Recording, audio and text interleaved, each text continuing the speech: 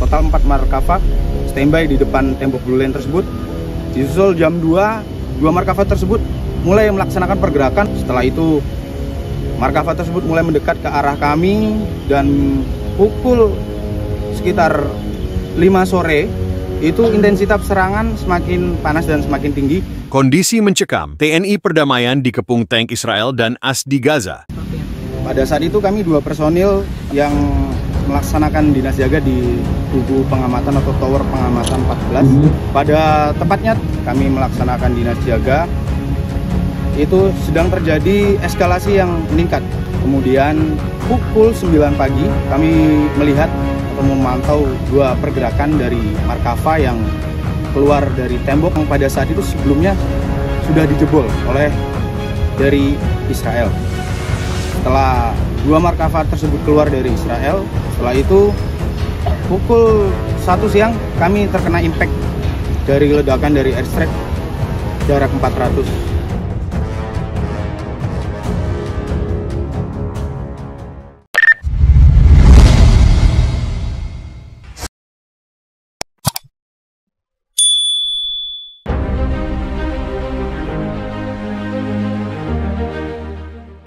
Situasi di jalur Gaza semakin mencekam seiring dengan eskalasi konflik antara Israel dan Hamas. Pasukan perdamaian Indonesia yang tergabung dalam misi PBB kini berada dalam posisi terjepit setelah dikepung oleh tank-tank milik Israel dan Amerika Serikat. Pasukan Garuda, sebutan untuk pasukan perdamaian Indonesia di bawah bendera PBB, telah lama bertugas di wilayah konflik untuk menjaga keamanan dan membantu proses rekonsiliasi. Namun, dengan meningkatnya intensitas pertempuran, posisi mereka kini terancam.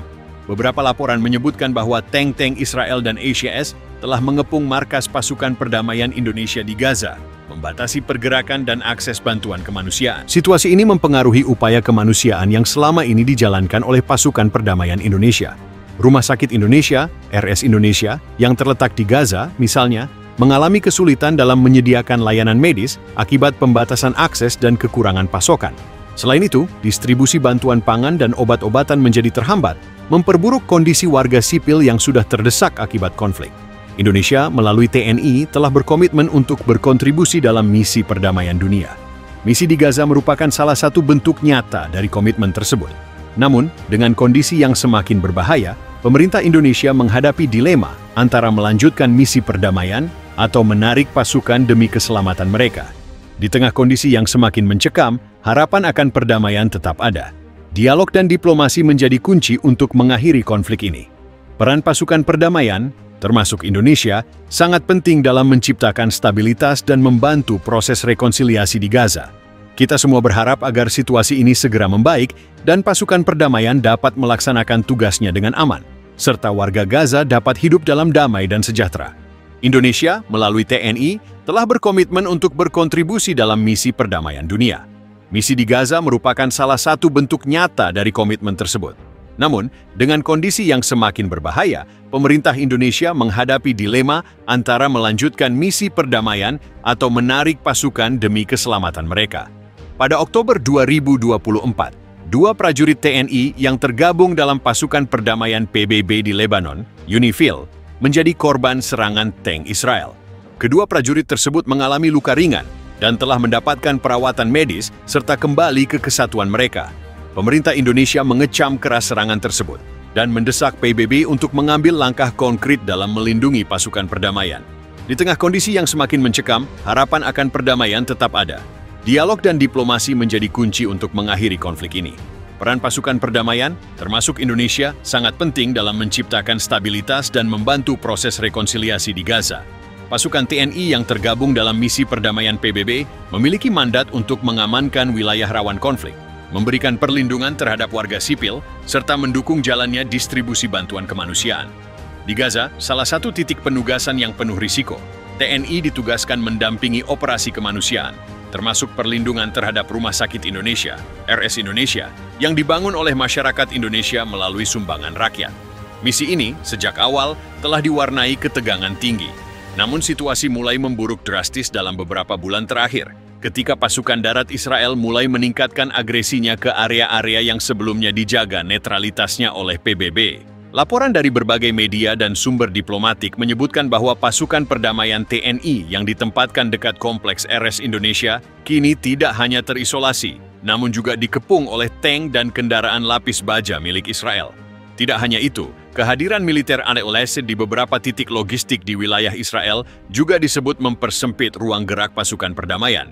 Pemerintah Indonesia telah menyatakan keprihatinan mendalam dan menegaskan bahwa pasukan TNI bertugas dalam kapasitas netral sesuai dengan mandat internasional. Namun, di lapangan, netralitas tersebut tampaknya diabaikan oleh pihak-pihak bersenjata yang semakin agresif menutup akses bantuan dan mengintimidasi keberadaan personel PBB. Di tengah tekanan diplomatik, muncul pula wacana evakuasi terbatas pasukan TNI dari Gaza. Namun langkah ini bukan keputusan ringan. Menarik pasukan bisa berarti mengorbankan upaya kemanusiaan dan simbol komitmen Indonesia terhadap perdamaian dunia.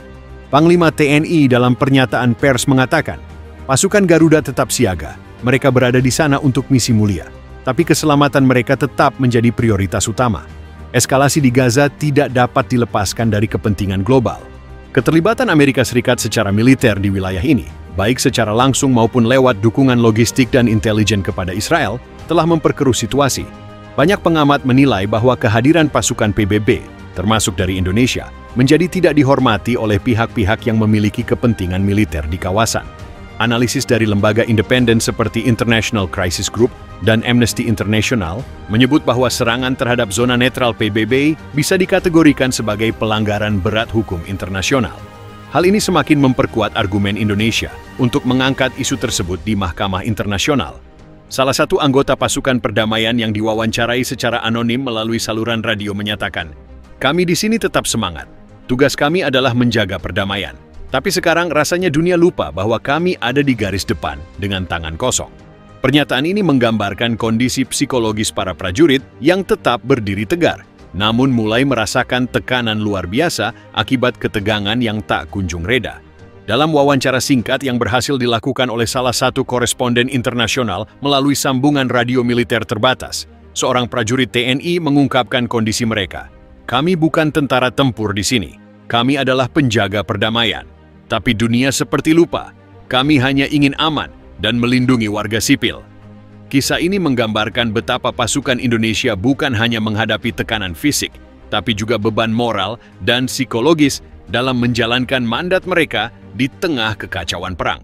Kondisi mencekam di Gaza saat ini tidak hanya menyoroti penderitaan rakyat Palestina, tetapi juga nasib para penjaga perdamaian internasional yang bekerja tanpa pamrih. Indonesia telah dan akan terus berada di garis depan dalam mendesak dihentikannya kekerasan dan dibukanya akses kemanusiaan tanpa syarat. Pasukan TNI yang berada di Gaza bukan sekadar representasi militer, melainkan simbol kepedulian bangsa Indonesia terhadap kemanusiaan. Dunia kini menanti, apakah keadilan akan ditegakkan dan apakah perlindungan terhadap pasukan perdamaian bisa ditegakkan sebelum terlambat.